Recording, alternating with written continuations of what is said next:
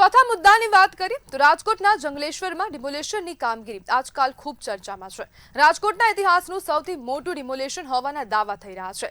ભારતનું કદાચ કોઈ પણ શહેર બાકી નહીં હોય જ્યાં ગેરકાયદેસર બાંધકામ અને દબાણની સમસ્યા ન હોય, પણ આવી જગ્યાએ બુલડોઝર ફેરવવાની નોટિસ રૂપી ધમકીના નામે વહીવટી તંત્ર કેવો ખેલ ખેલી રહ્યું છે એનો પર્દાફાશ થયો। ટીઆરપી ગેમ ઝોનની દુર્ઘટના બાદ 1468 ગેરકાયદેસર બાંધકામને 262 નોટિસ આપી, તેમ છતાં માત્ર 38 પર જ બુલડોઝર ચાલ્યું, એટલે 1430 મિલકતો પર હજુ સુધી કોઈ કાર્યવાહી થઈ નથી।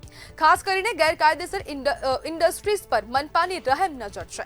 40 ઇન્ડસ્ટ્રીયલ બાંધકામમાં નિયમોનું ઉલ્લંઘન થયું છે। મહાનગરપાલિકાના અધિકારીઓના બે હાથથી આશીર્વાદ હોય તેમ લાગી રહ્યું છે। આ સ્થિતિ પ્રશ્નો ઉભા કરે છે કે મનપા ગેરકાયદેસર ઇન્ડસ્ટ્રીઝ સામે ચૂપ કેમ છે? શું મનપા માત્ર દેખાવ માટેની કામગીરી કરી રહી છે? તેવા અનેક પ્રશ્નો અહીંયા ઉભા થાય છે, કારણ કે જે 40 ગેરકાયદેસર બાંધકામ છે તેના પર જે મનપા છે તેના અધિકારીઓ દ્વારા કોઈ પણ પ્રકારની કાર્યવાહી થઈ નથી। માત્ર ને માત્ર નોટિસ આપવામાં આવી છે અને નોટિસ આપ્યા બાદ હવે તે જે ચોપડો છે, આખો દસ્તાવેજી ચોપડો, તે બંધ કરી દેવામાં આવ્યો છે અને ક્યાંક ને ક્યાંક તેવા પણ આક્ષેપ કરવામાં આવી રહ્યા છે અને ખાસ કરીને તેના સ્થાનિકો દ્વારા, સ્થાનિક આગેવાનો દ્વારા આક્ષેપ કરવામાં આવી રહ્યા છે કે જે મનપાના અધિકારીઓ છે તે લોકો હવે ક્યાંક ને ક્યાંક બેવડી નીતિ અપનાવી રહ્યા છે। અને ટીવી સ્ક્રીન પર આપ જોઈ શકો છો કે કેટલા આર્કિટેક્ટ્સને હવે મનપા ક્યાંક ને ક્યાંક સાચવતી હોય તેવું લાગી રહ્યું છે અને અનેક આમાં જે 19 જેટલા નામ છે, 19 જેટલા જે લોકો છે તે લોકોને ક્યાંક ને ક્યાંક મનપાના અધિકારીઓ છાવરતા હોય તેવું લાગી રહ્યું છે।